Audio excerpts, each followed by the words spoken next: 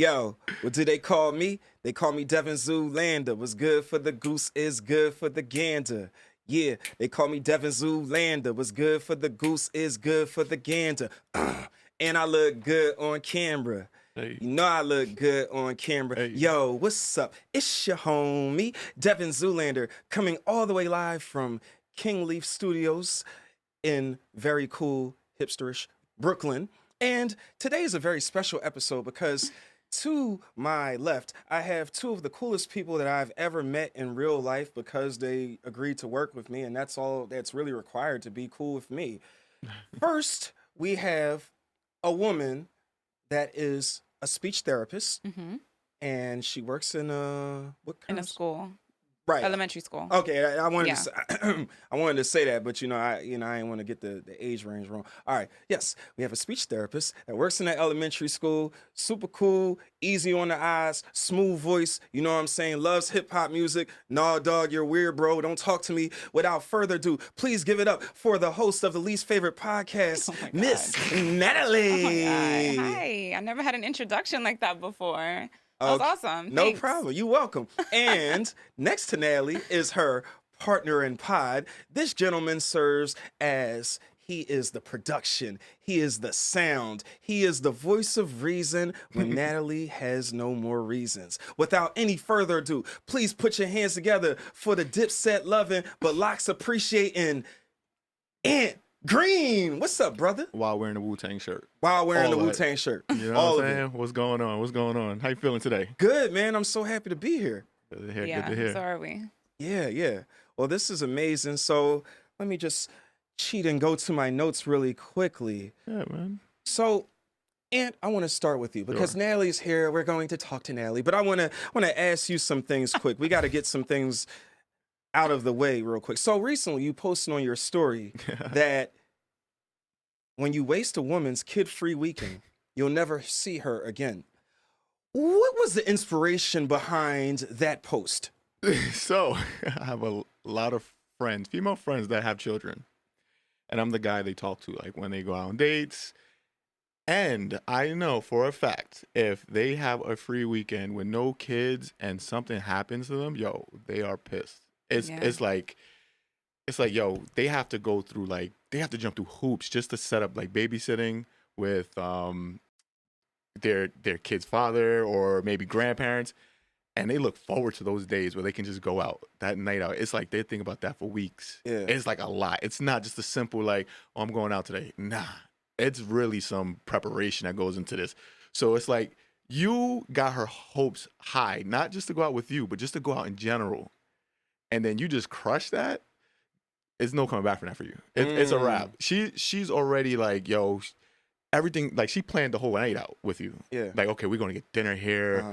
Maybe we're gonna go grab some drinks afterwards, and then you just First of all, dead that. I'm gonna interject. Also, the outfit, the hair, the nails. She shaved.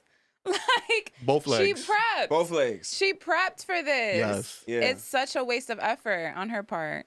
Sorry, continue. All I right. just had to so- add that part. Yes, so that's what it is. So it's not just like a normal, like, Yeah. oh, can we reschedule? And then a Right. lot of times what happens with as guys, because we do some dumb shit sometimes, Yes. we wait to the last minute to cancel. Okay. Mhm. Yeah. We don't say like maybe earlier in the week. No, then she could probably plan something else. We like the same day. This actually happened to a friend of mine yesterday, but she was actually excited. She wanted the guy to cancel on her.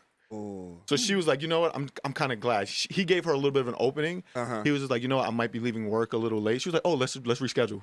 Oh, okay, so she Wow. wanted to cancel. She was like, she was Okay. ready. She was Wow. on the go. She was like, yes, Wow. I'm looking forward to that cancellation text.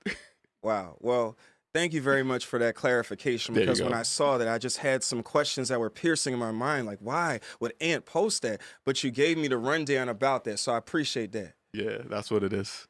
Now, Natalie. Hi. Hi. So, the least favorite podcast. I would Yes. like for you to actually, no, we're not going to start there. I want to go behind the show, before the show. Mm-hmm. So, first of all, I want you to tell me where you're from. I want you to tell me your ethnic background. Mm-hmm. I want you to just give me a little, maybe 4-sentence bio about Oh, who is man. Natalie. Okay. 4 sentences. Good luck. Shut up. All right, so my name is Natalie. I was born in the Bronx. I live in Yonkers now. I'm Dominican and Puerto Rican. What else did you want to know? I feel like that's 4 sentences, no? Yeah, that's good. Yeah. That's good right there. That gives us something to work with there, and it's just really interesting when I wanted you to talk about your ethnic background a little bit because first of all, where I live in Pittsburgh, I feel like it's white, Yeah. and then it's like black, and then it's some other stuff.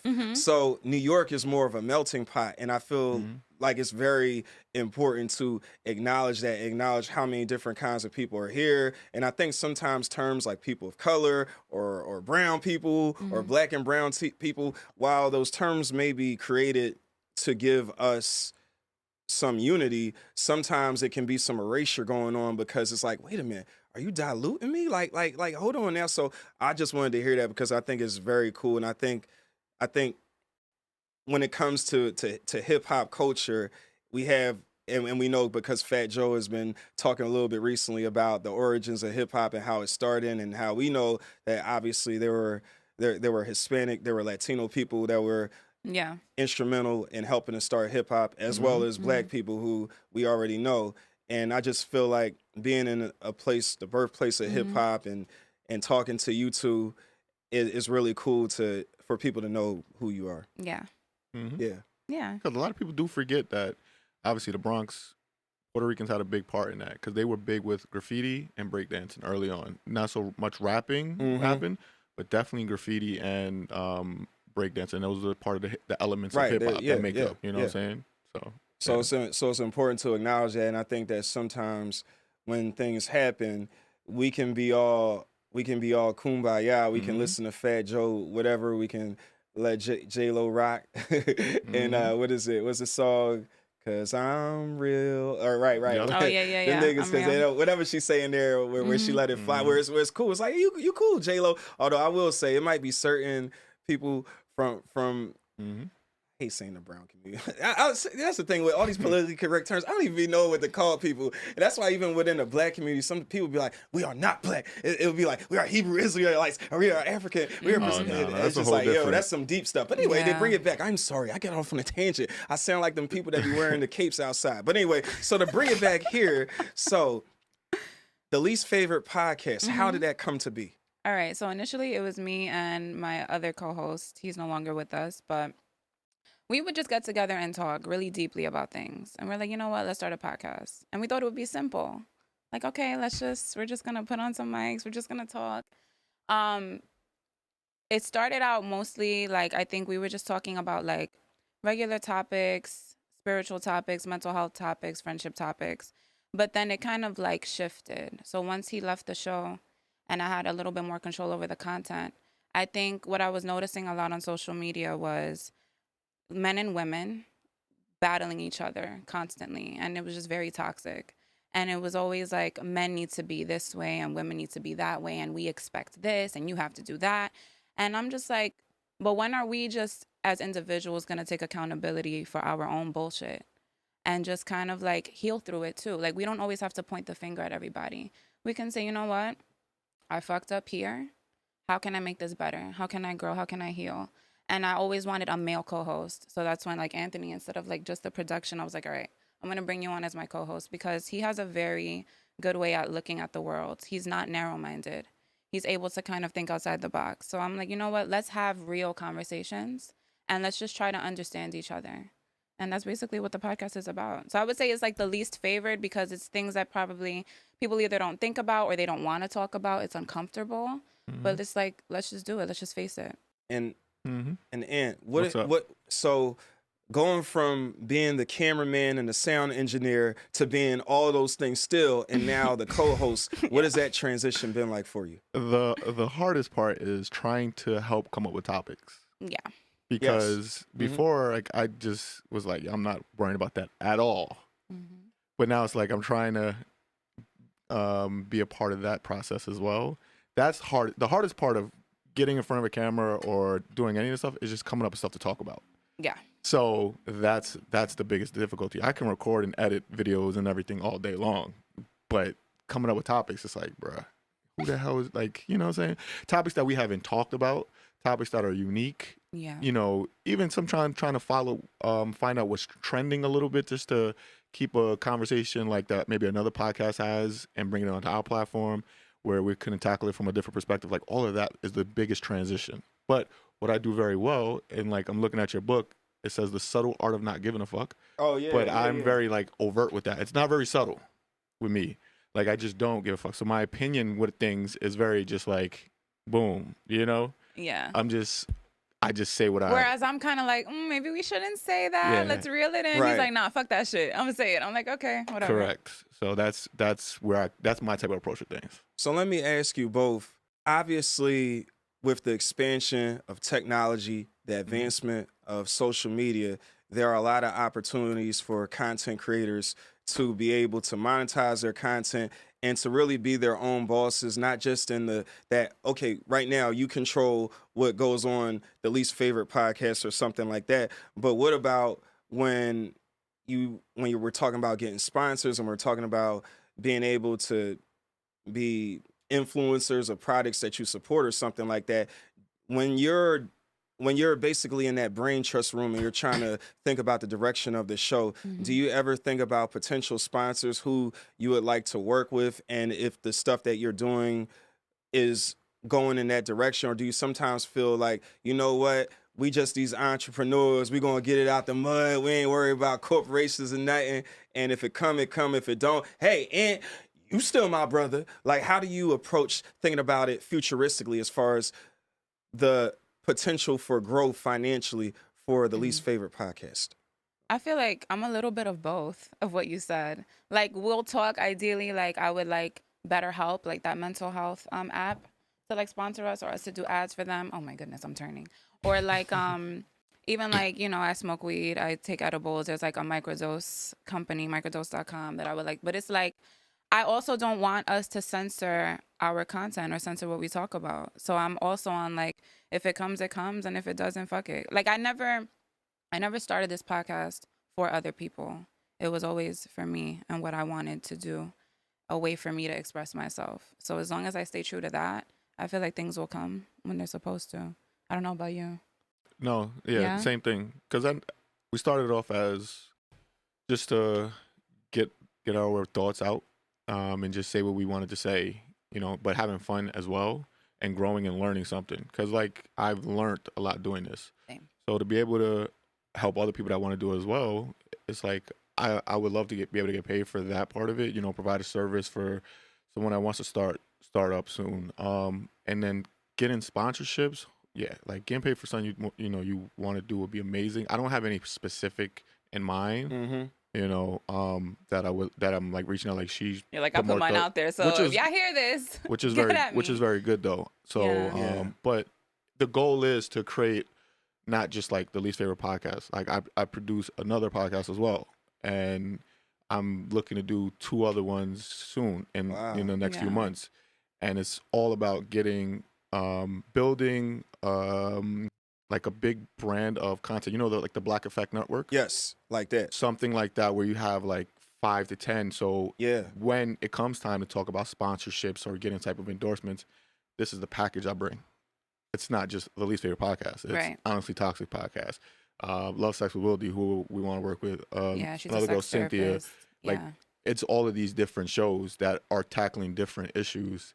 You know, I would love to get someone for sports. Mm-hmm. Who doesn't love sports? You know, Mhm. and where I can now, hey, a Black Effect Network or someone's like, yo, you know what? We want to work with all of you guys. So that's the ultimate goal for me and us. Yeah. Wow. So it's a little bit more than just one thing. Right, right. No, I appreciate that, because I think that in order to do this consistently, you have to be a little bit off. You have to be wired a little bit differently. You have to, and I know sometimes we run sayings into the ground, like get it out the mud, but you have to really be driven by something that is not of this world. It has to be some kind of higher purpose, because with doing this content and making it, reaching out to people flaking on you, people, they do the podcast, but then they don't share and repost things. And because I had scenarios before where someone will be like, yeah, me and my mom, we fell out in high school, and I moved out the house when I was 17, and we ain't spoke since we just recently got back together two years ago, and I was depressed in high school, and I was going through all this, and they'll tell me all this, and Mhm. maybe for the whole time that we're together, it'll be maybe 4 or 5 hours, and then when I post something from that very vulnerable conversation, they won't share it, and I'll be like, Hmm. I get it because maybe, and I don't want to minimize professional therapy as being something that you don't need because I would never say anything like that. But I can see how some people can find conversations that aren't with therapists to be also therapeutic. Yeah. However, why would you give me all of that information about yourself and then I'm creating a whole show around you Mhm. and then you act like your phone doesn't work when all you gotta do is repost something. So sometimes that's what is really tough. And I realize I keep thinking about that Green Day song, I Walk Alone, Boulevard of Broken Dreams, because it really makes me think about this is what this content life is like. Mm-hmm. Yeah. The one thing I guess people don't realize, they just think like it's easy. Like recording, that's a full-time job. Yes. Editing, full-time job. Yeah. Posting on social media, like all these things are like Booking full-time. guests, all that. It's like full-time jobs. Oh, You yeah. try to do everything on your own. Yeah. It's like, it's a lot of hard work. So yeah. Definitely. So, Natalie, Mhm. what do you personally get out of doing the Least Favorite Podcast? What is the fulfillment that you get from doing this show? I feel like I always I like live in my head. I feel like I think about things so deeply, but I never had like a real outlet to let it out. And my thing is like I have a lot of conversations with people and they all think the same thing. Like we're all anxious, we're all worried, we're all stressed. But like nobody ever feels like there's someone who understands them. And a lot of people, what I've noticed is that they're full of shit. Like they act like Mhm. everything is okay or they act like everything is all together. They're like afraid of showing parts of themselves that are real, that everybody experiences. And so I'm just like, you know what? Not only am I going to have an outlet because I need it, like I need to get out of my head, I need to let these things out. But also, I want to kind of be the voice for people who don't have that, who maybe don't have people around them that they're able to be vulnerable with, that they're able to talk to about real shit that they're experiencing. There's so many times, like I think once when we started, I was like really shy, really nervous, reserved. I wasn't really giving my full opinion or like my true feelings out there. Once I stopped caring and I was like, you know what, this is me. This is what I've done. This is what I've been through. I've noticed a lot of people being like, wow, like I really relate and resonate with what what you're saying. Please don't stop. Yeah. Like I need to hear that. I've never heard anybody like express a story the way you did. And so just like for me, that kind of is what I get out of it. Like being able to just share my story and have people relate to it. Wow. I thank you for that because I think it is important when you're going through it and you don't feel like editing a video, you don't feel like sending out another email. Hey, are you confirming that you're Mhm. going to be here today? Yeah. And you need something to pick you up. It's always good to be able to come back to your why of why you started in the first place. Yeah.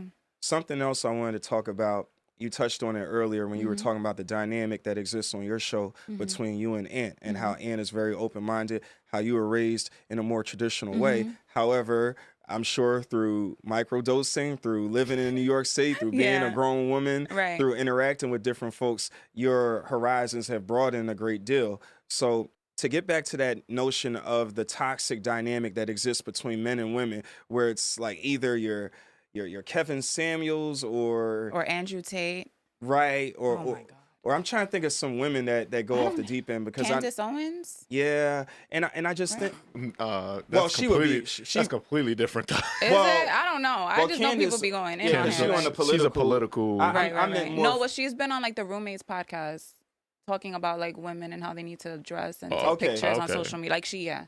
yeah, That's well, what I've seen from her. I guess. All right. So to put it like this, to simplify, I guess one hand is like niggas ain't shit. The other hand is kind of like, man, these women, they don't want to do nothing today. I Yeah. mean that kind of thing. So you have Yeah, those yeah, two yeah. extremes right there. Mhm. So why is it so important for you and Anthony to not put that out there? Because it looks like it's very profitable if y'all would just go back and forth and, Yeah. and he would say something and you say he's Future, mask off, and you like, I don't like that shit, and you know what I'm Yeah, saying? yeah, Why yeah. don't y'all do that? Well, for one, I think it's oversaturated. Okay. Like that's the most obvious thing. But also to me, it's just corny. Like, who are you as a woman or a man to tell anybody how they need to be or live or act? Like, who are we to judge anyone? And I think that's the way of thinking, especially on those platforms, is just so outdated. We're not there anymore. We're not. People are now, what is it, non-binary, and now call me they and them. Like, people are deciding and defining who they want to be, what they want to do, how they want to do it, when they want to do it. I'm all for the freedom of people. If something works for you in a relationship, even if it is traditional, if it's monogamy, that's great. That's your lifestyle. You have the right to choose that. And if your partner is okay with it, you guys decide what the dynamic of your relationship will be. If it's not, and you like polyamory and you want to sleep with women sometimes and you want to sleep with men sometimes, that's your business. If you want to be financially independent as a woman, there's nothing wrong with that. You're successful. That's amazing. Why does a man feel like he has the right to tell you, oh, you're disqualified now. I would never look at you to date you because I don't want you to be financially independent. Like, what? To me, that's corny. But again, people decide what's right for them. That's not the way I want to live my life. I don't think that's the way he decides to live his. I mean, I'm not going to speak for you. But I feel like let's talk about that. Let's just be healthy and support each other in whatever we want to do. That's it. That's how I see it. One thing I want to say, because I know Ann is ready to get back in there. I'll say this really quickly and then give the floor to Ann. I think that, and thank you for sharing your perspective on that, because I think it's really important, because Ann, you love the word accountability, and I listened to the most recent podcast that you posted where you talk about why you really love that word so much and why it's so hard for others to really internalize what that word means. And I think that what happens is Natalie is a woman, you're a man. Come on, Natalie, you gotta stand up for the sisters. Come on, man, you gotta stand up for the fellas, man. Sure. You're not supposed to be over here trying to. Why do you sound like you're so in tune with what women are saying? Why do you take that perspective? Are you pandering? You know what I'm saying? And that's what happens. So, and I want to know, how do you respond to people that might say, yo, Aunt, yo, dog, you pandering to women. Like, what's up with you, dog? Why you pandering? So my thoughts on that, and like what we're talking about, like the Andrew Tates and those type of guys, is when I listen to them speak, it sounds like they don't like women. It sounds like they don't want to be with a woman. Yeah. You know what I mean? It sounds like everything in their life is going wrong because of women. I love women. Like, I love women. Right. Yeah. You know what I'm saying? Yeah. That's the way I look at it. I'm like, when I listen to them speak, it's like everything is bash women for this, bash women for that. And it's like constantly and the questions they ask women is like trying to get like a gotcha moment and like all these type of things. And it's like, why not just try to understand why they do something, not just try to always like trick them and like put them down, and like, it's just crazy. It's like it doesn't make sense to me, because yes, women are different. They're more emotional. We like that whole narrative is there. Like, you know, it's been talked about so many times on different podcasts, but the overall theme that I get from these men is just like, they just want to be by themselves. They never want to be with a woman. They don't ever want to experience like just real love from a woman or something. You know what I mean? Yeah. They think they want a virgin that's a porn star. Right. You know what I mean? They want that pure innocent person that is gonna fuck them like whatever top porn star, like a Bella Danger or some shit. You know what I mean? Like, it's like, bruh. Dropping names. I mean, hey. You feel me? So it's I don't like, even know who that is. It was cold that night. so it's like, but it's Oh my like, God. all right. And like, one thing I always say to her, and when we were talking, it's like, there are people who every relationship is like, it's a failure, and they hate everyone that they've been with. Like, they dated everyone that they dated, they hated. They were the problem. And so I love accountability so much. It's like, yo, if you dated 10 people and they all were crazy, they all were psycho. 10 people? Like, when is it you? When are you gonna look when are you gonna look within yourself and say, you know what did I do wrong? Was me cheating making them crazy? Yeah. You know, Right. maybe was I flirting too much with Maybe other I women? wasn't communicating at all. I would go missing for hours at a time. Like, come Right. on. Yeah. So that's why when I say I love the word accountability, because it's like a lot of people always, like, when you break up with someone, it's like, oh, that person did me wrong. What did you contribute to the relationship? What did you contribute to the end of the relationship? So Think about that. So, interesting point. We referenced this book right here. Now, Mark Manson is not paying me, the author of Word. this Cut book. the check. Hey, yeah, cut the check. Come on, send it, dog. I'm opening you up to a whole new demographic you ain't even tapped into yet, Right. Mr. White Man writing pop psychology. But anyway, in this book, there's one part where he talks about how a lot of people conflate fault and responsibility. So some people will say, because it's not my fault, it's not my responsibility. And some of the very oversimplified examples that he gives in here is, so you wake up one day, you open the door to get the newspaper, and you find that there's a newborn baby that is crying on your doorstep. Now, it's not your fault that the baby is there, but it is your responsibility to make sure that you take the baby to the proper authorities. Or if someone rear ends you, then perhaps it wasn't your fault that they ran into you. Maybe they were just driving crazy, and that's just a result of them being reckless. However, you know, for those of us that have been in car accidents before, you could be completely in the right, and still the amount of calls, the amount of pictures you have to take, the amount of information you have to collect from the other driver, the amount of follow-up that you have to do, man, this feels like I committed the crime right here. This feels like I did something wrong. So I think what happens a lot, and what he kind of illustrates, is that your girl cheated on you. That's fucked up. But at the same time, while it's not your fault necessarily that she cheated on you, it's also not her responsibility to help you navigate through your feelings about that. Because if you're still wallowing in that, and you're not picking yourself up and saying, wait a minute now, she did that, that was really messed up. However, it is up to me to wake myself up out of that funk. Because if you just keep blaming her, then at a certain point, you're just going to, it's just like you're going to deteriorate. Yeah.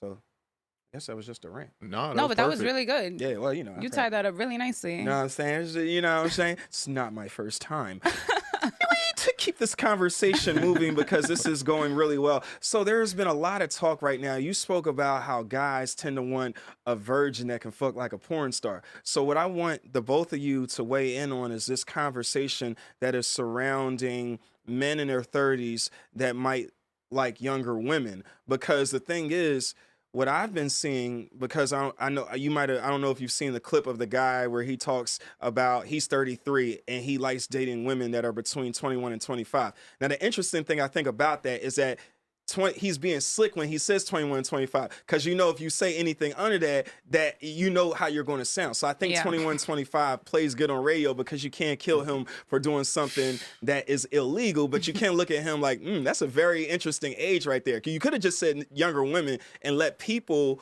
do their own due diligence and be like, oh, he means 28. He's 33. He means 28 or something. But he did it like that. But anyway, that's neither here nor there. And he said that he gave several reasons why he likes dating women like that, because they're more malleable. They're not as scorned from past relationships. And I just wanted to know from your perspectives, because you shared something very cool about how men, what they want is very unrealistic.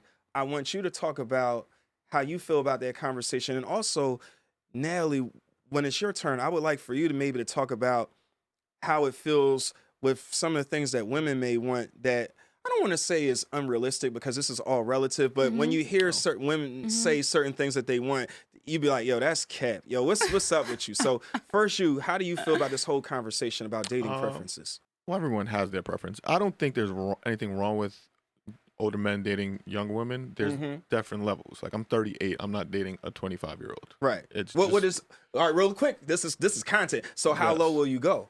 How low will you go? Right now, 28 definitely would have to be like. But it depends though. Really, it's about reason why I say I wouldn't date a 25-year-old. What are we talking about? What are our conversations? The people that I've been in a relationship with, we've been able to have great conversations, and that's why I was able to be in a relationship with them. It wasn't really physical that made me just say, you know, I got to be with this person because they have a fat ass. They got a cute face. Hey, that's great. Those are bonuses. Those are bonuses. But I see people be squatting. But you know what I mean? But if I can't have a conversation with you, then it's like I don't really care, you know, because I want to be with you for a long period of time. We can't talk.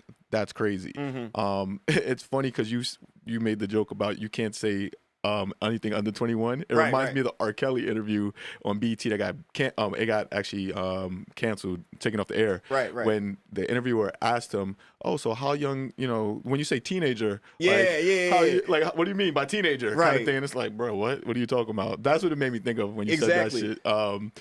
But younger women usually mature faster than men. So it's easier for a woman to, you know, attract an older guy because their mind is usually more advanced than the guys that they're around their age group. Right. And men, obviously, we mature a little bit later. Most men, I would say, not all, but most do. Yeah. Generally And by speaking. that time, when the women around our age are usually already taken, around that time, so we're looking like, damn, I'm more mature enough. You know what? Let me find someone. Then you start talking. You go out and you see like a young girl, and it's like, okay, she's mentally on my level. So I think that's why it happens, and it's not that big of a deal. Right.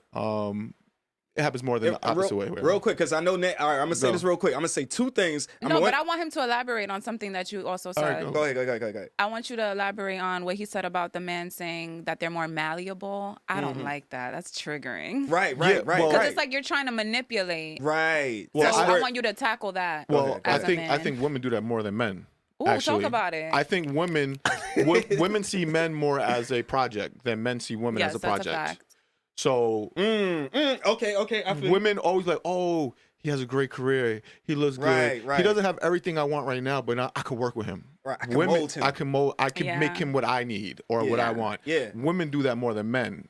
So saying like men, if they were to do that, I get it. Men maybe it's possible, but Yeah. I think that's more something that women overall will do more than what a man would do. Well, real quick, I'll say this, and then Nat, you go crazy. But No. I guess what some people would counter with though is when you start talking about the conversation about grooming, then it's one of those things where if we're having a conversation about accountability, then I think what you said is valid, 100%. But I think what is also valid is when you think about men that go for a certain type, because I'll share something with you real quick. There's this guy I follow. His name is The Conscious Lee, and he posted about Leonardo DiCaprio, because somehow with all this conversation, there's been conversations around all of Leonardo DiCaprio's girlfriends and how he usually dumps them after they turn 25, Crazy. which means he Like, was dating them what? before they turned 25, and he's got to be pushing 50 or whatever he is right now, because he go way back to Growing Pains in like the early 90s. So this Right. man been on TV, Interview with a Vampire, whatever his movies was. But I don't watch them. But anyway, I mean, I know you do. No, my fault. I ain't mean to do that to you, Glasses. I'm sorry, brother. My bad. Let me get back here. But yeah, so it's really interesting. So anyway, let me wrap up. Take it away, now. All right. So in terms of what women want from men, I think we hear a lot about like how much money he needs to make, what he needs to do he needs to take me on dates, he needs to buy me gifts, he needs to buy me that.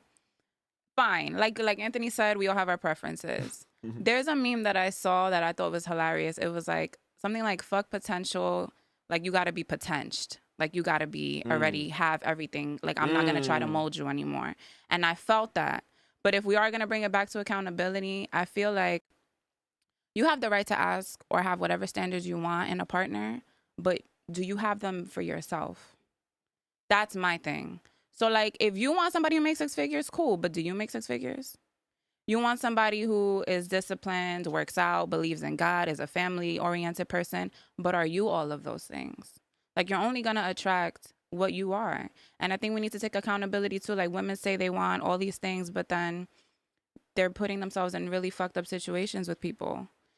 And they're going back and forth with a toxic relationship. And it's like, why? Like you say you want a good man, but you keep chasing after assholes.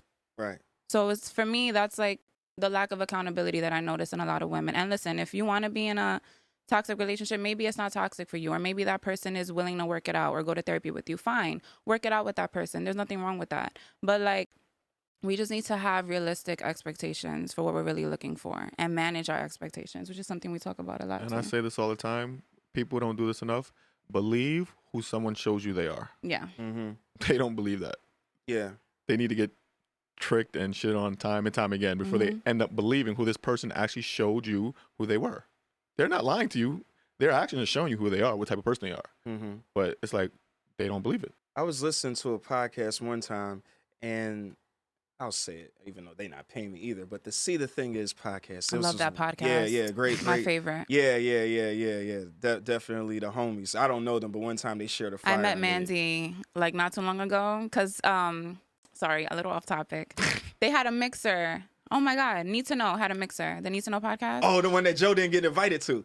Oh, he didn't? Yeah, he talked about it on the, Oh, I didn't hear on the that podcast. He was episode. hot. He Parks was there. They was there. I saw Parks. But anyway, Mandy was there, and I'm like, oh my God, Mandy, I love you. Yeah. So yeah, anyway, go ahead. Okay, She was really nice. No, shout out to Mandy. Mandy is amazing. Sometimes when she starts singing, I cringe a little bit because her voice is She got extra the raspy, Yeah, she got the Jada kiss. But no, Mandy. No, I co-sign everything you just said. She's dope. Bridget is dope. They're all dope. It's funny because a real quick deviation. I actually got a chance to interview Shanti. Antoinette's yes, co-host. from Around the Way Curls. Yeah. And I saw that. Right, because they're both from Philly, even though I know Antoinette is out here, but they're both from Philly originally. They went to school with Jasmine Sullivan, great friends with her, and I love Jasmine Sullivan, and I wanted to interview both of them, but because it was in Philly and a work schedule prevented Antoinette from being able to join us, I only got Shanti, but I was interviewing her, and they say all the time that we're doing hard things together, and I love how they say that. But to bring it back, I was listening to the See the Thing Is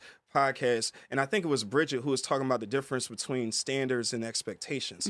And she was saying that expectations, oh man, I'm trying to recreate it. Bridget, if you are watching this, please clarify what I'm trying to say. It was basically, she was trying to say something about how standards are different from expectations, because expectations can get out of control. I want this, and that. Standards is how you're going to treat me. What I'm going to, that's different. Because I think if we look more at standards, like, I'm not going to tolerate you not communicating with me for 4 or 5 days in a row, and you're just not saying anything to me, and I don't even know if you're dead or alive, and you're not checking on me. I go to... Actually, I think it was boundaries. Boundaries versus standards, or boundaries versus expectations, something like that. Like, your boundary has to do with, like, you're not going to treat me or whatever you were saying. Something like that. But I remember what you were talking about. You remember what I'm talking about, right? So boundaries, so we can replace the word standards with boundaries, but essentially, what are you willing to put up with, and how are you going to treat me? Because I think what is very important is that we do live in a culture, and I want Ant to definitely chime in on this, but we live in a culture, when I think about my personal opinion, when I think about social media, the way it functions, it seems like social media itself leans more, even though there are podcasters like an Andrew Tate or there's a Kevin Samuels when he was alive, there is, even though those guys exist, and Joe Rogan, whoever you want to name, I still feel like social media and cancel culture is more supportive of women and more supportive of members of the LGBTQ community. That's not to say that it doesn't care about black men. It doesn't care about men that are Latino. It's just that, to me, the cheat code is, if you are charismatic and you happen to be gay or something like that, or you're charismatic and you're a woman of color or something like that, then you can really flourish, because social media is something that I feel like is very, very tailored to that. But what can happen oh my gosh. Wow, I was doing so well. This is the first time I'm having this brain cramp type thing. I was doing so well. Anyway, I think what I'm trying to say, let me try to get it back, because we're on live. What I'm trying to say here is that I think that men often lash out because they don't know how to communicate. I have standards, but I want to be able to say them. Like, another podcast I pay attention to. I don't. The app is a little bit expensive for me, but I hope y'all getting y'all money. But tonight's Conversations. So the cards, right? Yes, yeah. And I should have brought the first date cards, because I got a deck at home. But they have this guy on there. I won't say, well, I don't care. He don't know me. But this guy, Rico Hundo, and when he gets on there, he starts talking about how he wants to have full control, but he doesn't necessarily want to exercise full control. But what he doesn't realize is, say you have full control in your relationship and not use it, is actually still full control, because you saying that I want the ability not to exercise it because he wants a more traditional family is something. And I feel like that's a little bit extreme for me, but I understand a guy saying that I have standards. I just feel like, because, I know what it is. I just got it back. So I was watching this one podcaster who, it's a little cringe to me, but he does this whole thing about teaching men how to make women fall in love with them, which I think the premise is a little weird. Maybe he don't phrase it that way. Maybe his mission statement doesn't read that way, but it sounds weird to me. But anyway, he'll say, the second I think he was referencing the Krishan Rock and Blueface, their ongoing relationship that is really toxic. Yeah. And he was talking about how when she put her hands on him, she basically said, I don't respect you in this way as a man. And I think men need to be able to say, you can't treat me like that and it be okay, because I feel like when you get into conversations about abusive relationships, and men, like the baby maybe recording Danny Lay or whatever like that, it's like, why is he doing? I think it's corny to post it, but to record it to make sure that you don't get charged with something. I understand. Anyway, I don't know where this goes, but Ant, I want you to chime in on how do men Okay. operate in this podcasting space, and do you feel how do you make it work for you as far as maybe we're not big enough to be canceled, but how do you deal with all that? Yeah. Well, first of all, yeah, we're not big enough We're to not get that big canceled yet. Thank God. yeah. Let's get it all out the way now. Yeah. But I've always just been strong-minded. My opinion is my opinion. I don't really care if it offends people, but I'm still trying to be respectful and deliver it in a way that's that they can understand why I feel this way.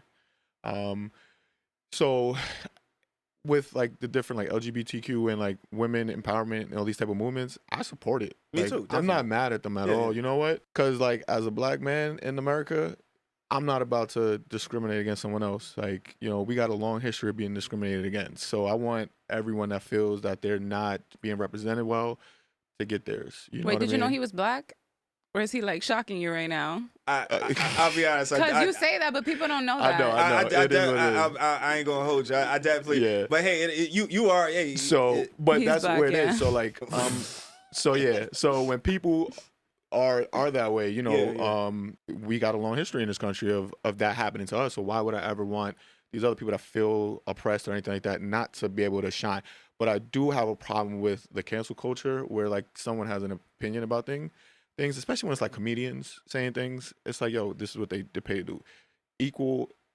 If you want all type of equality, even you getting joked on is equal. Like you're gonna take Yeah. these jokes, you're gonna get all that. So they shouldn't be canceled. I don't know if that's answering, but that's it is. 'Cause yeah. I went on a rant, so I'm glad you So- were able to make sense of what I was saying. But then I'm gonna touch on something else you said, where like the respect in relationship when someone gets hit, and I've talked about this before, but I was in a relationship, and you know we had a relationship, but she put her hands on me, and once that happened, that was the end of our relationship because Good. now you gave me the green light to put my hands on you, and that's toxic. Yeah, and I'm not doing that, and you're not gonna win that one. and Yeah.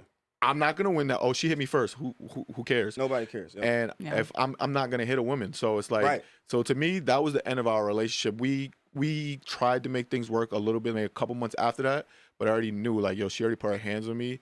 Where's it gonna go from here? What's the next step? She after gave this? you a hint of what she's capable of. To And- me, someone puts their hands on me, you give me the green light, put my hands on you, Exactly. Right.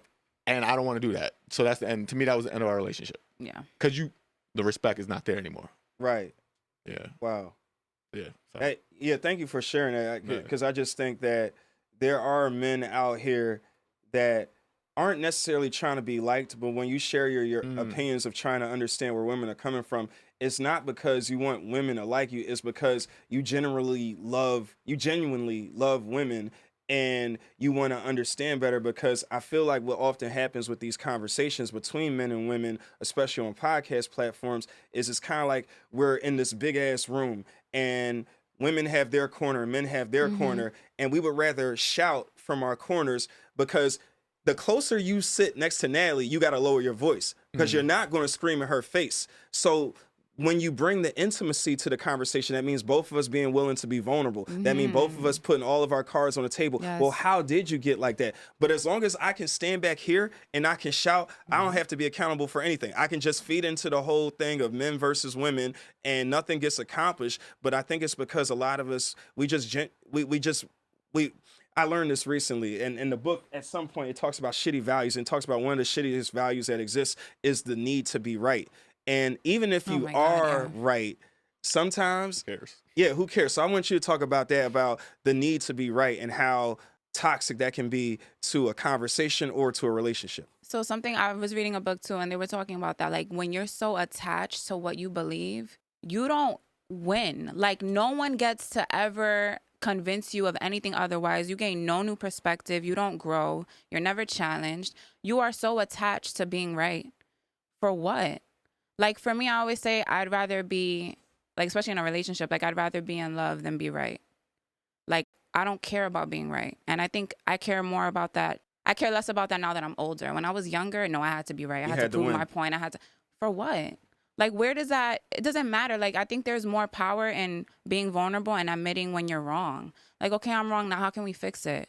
Okay, really quickly. I Yeah. like what you just said. That makes me think about the term submission, because I think what's really interesting when guys say it sometimes, especially when they on that more of the misogynistic Yeah. shit, the way to describe it, it sounds more like you want someone to be your sex slave. But when I think about submission, it makes me think of discipline, and it makes me think of if I'm submit. I think some people look at submit as I'm giving up power, but some people it's actually you're maintaining your power, because it's almost like being in a fight, and it's like the person that's big enough to walk away, or being in a road, which I know very well, being in a road rage situation, and you're the car that's going to be like, you know what, I'm not going to race you, dog. If you want to zoom across this bridge like that, Yeah. then you got it. So I want both of you to comment on this misrepresentation of the word submission, and Oh, how man. there's actually power in submitting to a relationship. I think there's a lot of power in submitting. I think, I have water. I'm good. You want water? But I ain't turned down no free one. Yeah, exactly. What you mean? I think in a relationship, I think there's actually, you have the most power when you submit. Because, how do I explain this? If we got into an argument and I submit, I'm like, you know what? Like, I was wrong. I shouldn't have said that. Now, you're going to kind of feel like, oh, maybe I need to apologize too. Or maybe I need to treat her a little bit better. Or you know what? She's so, what's the word? Cooperative? That's the word that we Cooperation. use. Cooperation. She's so cooperative. I can trust her more. I can let her in more. She listens to me. I can open up to her more. I think there's more power in submitting as a woman in a relationship. Real quick though, is there a difference between submission and surrendering? Ooh. Oh. All right, now, yeah. See, that's, or as Joe would say, oh, we potting today. Submission and surrendering? What's the difference? Is there a What difference? is there a difference? Is Well, there, are we like- going to look up the definition Yeah, of hey, both? hey. Because let's be accurate, right? Right. What would a But black woman say in this What do you situation? think Not before Natalie I pulling look out it the up? phone. Let me touch on one thing though. Yeah, A go lot ahead. of people are just scared to give up some power. They're scared to give up some power and some control. You know, it's like it's okay. Give up a little control. Give up a little power. You know, let your woman take care of you once in a while. That doesn't make you any less of a man. Right. You know, give up some power. Like, give up that control. She wants to be responsible and lead one time or whatever here and there. Let her. You pick this person to be with. It's a partnership. It's a partnership. And also, so while we're looking up submission and surrendering, I'm also thinking about the difference between being the leader and being the dictator or the tyrant. And I think that sometimes men will say stuff like, "Yo, I want to be the leader of my household," and I'll be thinking in my head, why? What do you really get out? Do you get a prize? Do you get paid? What is the win for you? And I think it's because we still. It's funny how our parents might have, or our grandparents might have stayed in abusive relationships. We know people that are from previous generations where maybe the woman is in her teens and the man is in maybe his 20s or early 30s or whatever, but back then that was more normalized. And I think the power dynamic is a lot easier to have when you're the one with the money, you're the one with more life experience, and you're the one that is in more of the power mentoring position over the partner that you've chosen. But I think that what happens though is that we did all this, we got all this technology, we've made all these strides just to keep having this very archaic discussion about, well, who wears the pants, who calls the shots, when in reality, I think it's fly when a guy is about to do something and he's unsure if this is what he should be doing, and he calls his wife or his girlfriend, Love that. and she tells him, Love that. she be like, no, go this way. Because sometimes and it's funny because I hear women say they want leaders all the time, and I understand where that comes from. Because I think and if we talking about black women, women of color, like if we talking about that, then y'all do have it really, really hard. I'm not going to try to sugarcoat and act like y'all got it easy. So I understand why you would want to be a little bit freer. But I think sometimes though, some women might want men to make a whole bunch of decisions and stuff like that, when in reality, I guess the way I am, I like to work in tandem with people. And sometimes certain gender roles, I might still, like I would be the one to propose on one knee. That's one of my things. Agree. But at the same time though, every single gender role, like what? Oh, so she has to wash the dishes or I have to do the car thing. And it's just like, do we really? Because you know they was created, and you know he's created by some white people. We ain't create none of this shit. none of We it. didn't create business professional. We didn't create professional etiquette. We assimilate to it, but we didn't create this shit. So stop pushing this shit down everybody's throats like this is the gospel, dog. Like, all right. There you go. No, you're right. There you go. You know what I'm saying? Yeah. It was just Oh, I just did want to touch up on. So surrender is when you cease resistance to your enemy or opponent. And submission is just accepting or yielding to a superior force or authority. I don't like either of those. Yeah, both those definitions. But definitely not enemy. Like, you're not my enemy if we're in a relationship. Right. That's toxic. Right. That's mad toxic. So that's why I threw in surrender just because to me, I wanted to illustrate that you should never feel like you're surrendering. Me submitting is we have a difference of opinion, but honestly, I love you more than I love being right at this very moment. So I don't really feel the need to keep going. I'm not surrendering. I still might believe what I believe, or maybe sometimes it's just not the time to have this conversation. Maybe we're in public. Maybe tensions are really high. Maybe you're with someone that is this close to slapping the shit out you, and it just really doesn't make sense for you to be right. And also, maybe two things can be true and exist at the same time. Like, you may be right in whatever stance you have, but I also may be right, and that's okay. I think we get used to like only one truth can exist. No. Like, two things can be true. We just may not agree on it. And to build on what you're saying, that's why, if we're really getting deep, that's why sometimes I have a problem with what I like to call educational snobs, because to me, you're not better. You got a doctorate. This other person went to trade school. You're not better than that person. Right. But I think that sometimes what happens is that we put such a premium on grades. We put such a premium on, oh, they're a great student. They have great manners. But we know that when you really start talking about assimilation and assimilating to what the dominant society, mainly white people, say that we should be doing, then to me, that's a form of surrender right there. But what you're doing is you're using your job, you're using your education, you're using your tangible possessions to shit on other people. And I think that sometimes that's why when I hear the conversation about whether it's women or men talking about, oh, you need to have this, this, and that, it's just kind of like, well, if we can't take none of this shit to the grave with us anyway, if all of this shit is really insignificant, it has nothing to do with your essence. You getting more money is going to give you more mobility, but it's also going to give you more obligations. Because how are you going to keep getting that money? So yeah, I'm Natalie. I want more money for the least favorite podcast. Okay, cool. We're going to give you this money, and this is what we expect of you. Oh, shit just got real. That means you ain't in. Y'all can't be out here just loosey goosey. Y'all can't just be out here not really talking to people. It's like, yo, we got to be on our shit right now. So it's kind of like, I think that's why when you hear Big say more money, more problems, it's a real thing. And I think sometimes when people think, oh, well, we got money, he won't be abusive. We got money, he won't be a negligent father. We got money, he won't be a jerk to my mother. And I just feel like that's where we got it messed up, because we put such a premium on stats. And that's what I think is the problem. Like, we care so much about, what do you do for a living? How do people view you?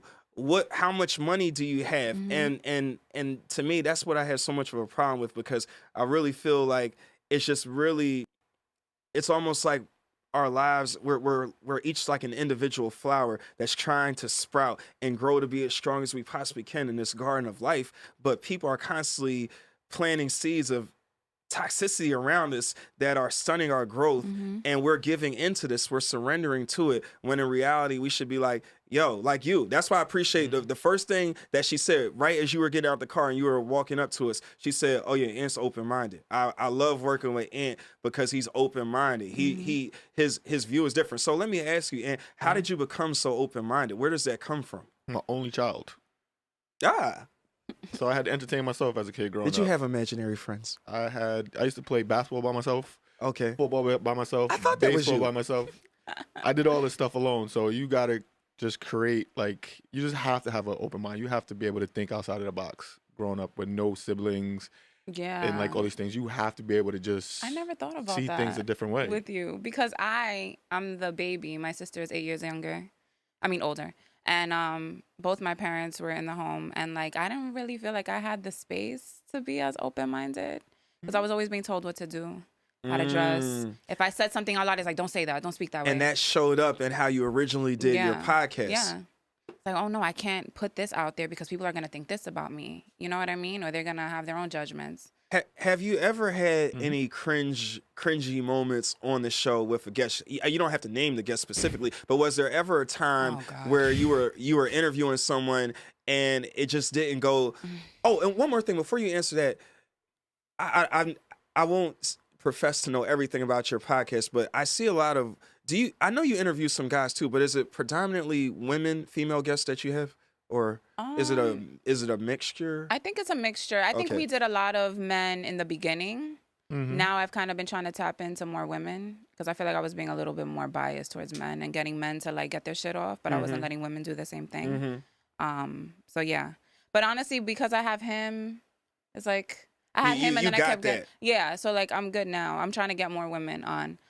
What was the original The question? original Sorry. question I think was about cringy moments on the Oh, show. cringy moments. The problem Early is when on. people they want to come on, right? And it's like fine, like your followers will see our Mhm. pod and then they'll follow. So cool. Like I want to get more people to watch. But I think we need to be better at I mean, we've gotten better at like vetting people beforehand because we had somebody Mm. come on. I don't know if you're thinking about the same person. Oh. But he was just a weirdo. Yeah, Like that's what he I'm just thinking started about. saying a lot of like clickbaity things. He just wasn't being true to like himself. Or maybe that was really him, but that's not the kind of direction we were trying to go. Like what was it that he said? Something about It was just too much. I blocked it out of my mind. yeah, at like this point. sexual stuff and like just weird. So without getting, because I don't mean to make you all relive this, but to just to give a kind of synopsis or hmm maybe a diluted version of what he said was when you say sex, were you talking about what was the He was very young. how old was he? And Probably like early 20s. was he even 21? Okay, yet? oh, he's No, yeah, young. he was very early young. And that's a 20s. oh yeah, And he's young. Didn't young. even realize that until he starts talking, and then when he starts talking, we're like, "Wait, how old are you?" And I'm like, "This is why he's Yeah, and it was saying just the thing he's in general, saying." like even like there's etiquette when you come on a podcast. Like let people speak. Like he kept cutting people off, and then he wasn't really answering the question. Like we would ask a question, he didn't answer, and then would come up with his own question or his own topic. And it's kind of like, but you're on our platform that you asked to be That on. you asked to be on. We're asking you a question, answer the fucking question. Like you're not even. Yeah. So it was like a lot of that more. So was the issue with him. It's That- that, it's that that, was a cringy moment. trying to get lightning in a bottle, go viral off of every time you're in front of a camera. And that's not and having sat with you for this past couple hours, whatever it's been, I can see that all three of us are like that. Now if someone says something that we think, oh, this is going to be good. Yeah, like we'll do a yeah. clip. It's funny. But it's we're not cool, but chasing that. No, Yeah. We're if just it talking. happens. We're and it comes out organically. Let me see. So this is a really good conversation. I'm really enjoying listening to you. I definitely would do this again. I think what's going to happen is I just have to come to New York at some point. I have to move here because Pittsburgh is not where it's at. There's more opportunity here. Yeah. You know what I'm saying? You know Mandy now. Y'all besties. She don't You even know- remember who I am, I'm sure, but Yeah, yeah. it's all good. Yeah. She will one day. Yeah, she will. Oh yeah, she definitely will will one day. because I think what I appreciate about the Least Favorite podcast is that you tackle mental health hmm in a very real, authentic way. Because speaking of clickbait or buzzwords, I think that we say stuff all the time. Check on your strong friend. hmm Yeah, mental health ain't no joke. But every time we say that, it's always reactionary. It's Mhm. always reactive. It's not proactive. It's not hey, I haven't spoken with Ant for a minute. Let me reach out to Ant, see Yeah. how he's doing. Yeah. I don't care if we do the pod and he might joke around, he might have this kind of brash exterior where it's no, I'm cool, I got it. Yo, he's a human being. He go through shit. He be struggling with shit. We all struggling with something. So see that's your man's right there. See what's going on with him. And I feel like what I like about what y'all do is that y'all had those real conversations like the last person, Z, the party promoter, when she was talking about healing. I think even the conversation about what is the difference between being a male party promoter versus being a female party promoter and how y'all would have the real conversation about, hey, be a little bit sexy, but not too sexy, flirt with them a little bit. But if it gets weird, being like, yo, security, can you come check this dude? Can you keep your eye on him? Because he's making me feel uncomfortable. And I just think that all that stuff comes back to mental health. And I think the way that you do it is very It's very warm, it's very calm, but I also appreciate that you have the versatility to turn it up because you have some fun topics too, or you might talk about hookah etiquette or whatever it is you're talking about, Yeah. or talking about, hey, we just started talking. How much communication do you owe that person? Just Right. so I feel like you all do a very good job of having a balanced conversation, and I think that Ant does a good job of inserting himself. He doesn't. I should say asserting himself because he's already on the show. Inserting himself would be like if he's just in a peanut gallery and he just yelling stuff. Yeah, but yeah, he's yeah. he's on the show. He's the co-host. So I think he does a good job of asserting himself and saying like, "Hey, did you ever think about it this way?" So Right. I got a good dynamic. But you know what too? Why it works? I give up control. I let her shine. Mm-hmm. That's the goal of the show for me. Like let her be the star, the front person, Word, all I'm that the stuff. looks of this Like, whole thing. you know what I Let mean? me stop. Yeah. I never You wanted to be in can't- front of the camera, so it's like I make sure Yeah. everything that when I'm thinking about even topics or just when I'm speaking, how can I get this back to her to get her to thrive in this conversation? You know what I mean? But it just goes back to like that relationship talk of like how some people just scared to let go of some power. I don't need to be Star. I don't need to be Joe Budden. I don't need to be Joe Rogan. Mm-hmm. She could be that. Mm-hmm. Like, let me If I give it to win, her. he wins. If he wins, I win. Right. Whatever. One thing I did want to say about mental health, and then I know we have to be done. But what you said about like you could just check on somebody just because you know like we're human and we all go through things. How mental health is this buzzword, and it's true. Like mental health is just it's part of all of us, just like our physical health is part of all of us. I think we kind of are making it like a bigger deal than it should be.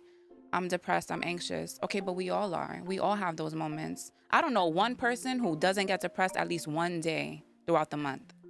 I just thought of one thing when you said that. So, Mark Manson has this book called The Subtle Art of Not Giving a Fuck, which I am currently not getting paid for promoting, but we will talk, my brother. I will tag you in every single thing. I'm going to get on your damn nerves. Back to you. Now, one thing I noticed in this book is it talks about two forms of entitlement. The first form of entitlement is I'm exceptional, everyone else is not. Therefore, I deserve special treatment. Right. But the lesser discussed form of entitlement is I am not special, everyone else is, therefore I deserve special treatment. And now what we're talking about with the second one is more of a victim mindset where it's like, hey, well, I just lost my job. Me and my mom don't have the best relationship. My dog ran away. Whatever it is, but what we got to understand is that none of us on this planet have the monopoly, have the uniqueness of only I go through shit. Right. And sometimes we can center ourselves so much that we dump on other people. And what I learned from this woman I was talking to that didn't want to talk to me anymore, she said, look, you got a lot going on and I don't want to do this emotional labor. Like we vent to people, but sometimes you got to realize, yo, Ant is tired of hearing about this stupid nigga that you keep dating. He doesn't want to talk about that shit. You keep asking for his advice and you keep on running back to his stupid ass and you keep on coming back to Ant. And Ant at a certain point is like, yo, I got high emotionality. I can't take this shit no more. I'm an empath. What the fuck? Like, stop that shit. So I feel like with that entitlement, that's what you said something that made me think about how that's not discussed. But just because you're going through something doesn't mean you get to black out, shit on people, Yeah. and then come back around and be like, hey, what's up? And act Right. like thing is cool. No, Yes. you blacked out. You did some crazy shit. And I know you're going through some mental health shit. However, you still have to come back and apologize. I'm not your punching bag. And Yeah. I refuse to be your punching bag. Yeah. So to bring this to a close, I want for you both to just share some words of wisdom that you say to yourself whenever times get too rough. For me, it's detach from the outcome. Don't worry about what's gonna happen. Just live in the moment. Everything will work out. Stop being so selfish. Give a little bit more to someone else. Like, be more giving. Don't be so selfish. The world doesn't revolve around you. You have your problems, but everyone else has their problems. So don't be mad if they're not catering to your feelings. They have their own feelings, and you're not trying to find out what's wrong with them. Wow.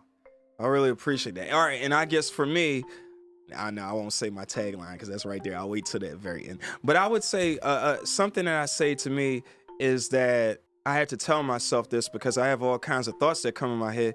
And I read this, I think it's some therapy book or something. It was like when you speak to your mind, it's kind of, I don't work for you, you work for me. But if you work for your mind, then your mind lets all kinds of thoughts. Your mind is the bouncer that lets everybody in. So all kinds of inappropriate shit, all kinds of, hey, I'm on a roof, I should jump. Or, hey, I'm right there, I wonder if I can swim. All kinds of thoughts like that that aren't necessarily suicidal, but they're real thoughts that you have and they're impulses. And it's like, wait a minute, you work for me, I don't work for you. So I feel like that's really important for people to say that to themselves. So I want to thank both Natalie and Ant for joining me, for being the plug to set this up at this beautiful studio at King Leaf Studios right here. I'm so proud to be here. It's been an honor to interview the both of them. And lastly, where can the people find you? YouTube, all streaming platforms, Spotify, Apple, wherever you listen to podcasts. Every Monday we have new episodes. The least favored. The least At favored. the least favored. Yes. That's right. Yes. Well, this has been another episode of Devin Zoolander Show. And remember, stay moisturized and mind your business. That's right. Just mind your business. All right. Peace. Bye.